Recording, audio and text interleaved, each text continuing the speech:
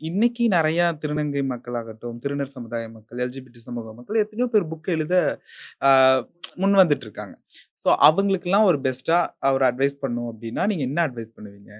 என்ன அட்வைஸ் பண்ணுவேன்னா, மனசுல இருக்கிறது தெளிவா ஒரே எழுதுங்க. நிமிஷம் மம்மி. நீங்க இதுக்கு முன்னாடி என்ட்ட ஒரு தடவ சொல்லியிருக்கீங்க.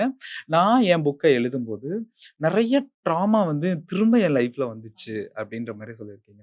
ஸோ அதோட சேர்த்து கனெக்ட் பண்ணி இவங்களுக்கு சொல்லணும் அப்டி. அதான் சொல்வேன். நீங்க எழுத போறீங்கன்னா, தாராளமா எழுதுங்க. ஒவ்வொருத்தவங்களோட கதையும் சொல்லப்பட வேண்டியது. நோ மேட்டர் அவங்க எங்க இருக்காங்க, ஏது இருக்காங்க, அதெல்லாம் முக்கியம் இல்ல. எல்லாருமே அவங்க கதைய சொல்லணும்.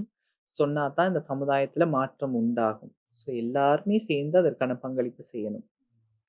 சொல்ல போறீங்கன்னா, நேர்மையா சொல்லுங்க, நேர்த்தியா சொல்லுங்க.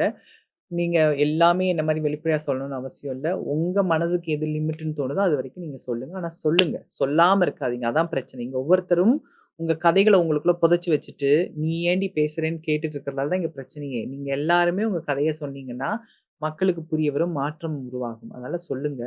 அஃப்கோர்ஸ் ட்ராமா நம்ம ஃபேஸ் பண்ணி தான் ஆவோம். அத ஓவர்கம் பண்ணிடலாம். அது ம். வந்து பெரிய விஷயம்னு இல்ல. அது அந்த ட்ராமா வந்து எப்படி மம்மி இருக்கும்? நம்ம பொதுவா இருக்கிற அந்த ட்ராமா மாரி இருக்குமா? இல்ல அத ஒரு திரும்ப நம்ம அப்படியே அப்படியே உடைச்சு எடுத்துருமா? புக் எழுதும் உடைச்செடுக்கும். ஏன்னா, நம்ம புக் எழுதுறதே வந்து அமைதியான சூழல்ல தான் எழுத முடியும். ஸோ, காலையில அந்த சத்தம் கேட்கிற டைம்லாம் எழுத மைண்ட் வராது. மைண்ட் ரொம்ப டிஸ்ட்ராக்ட்டா இருக்கும்.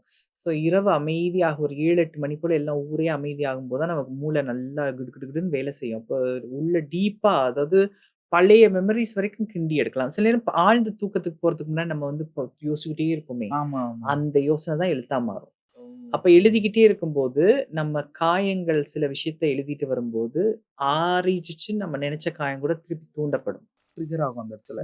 பயங்கரமா இருக்கும் அது.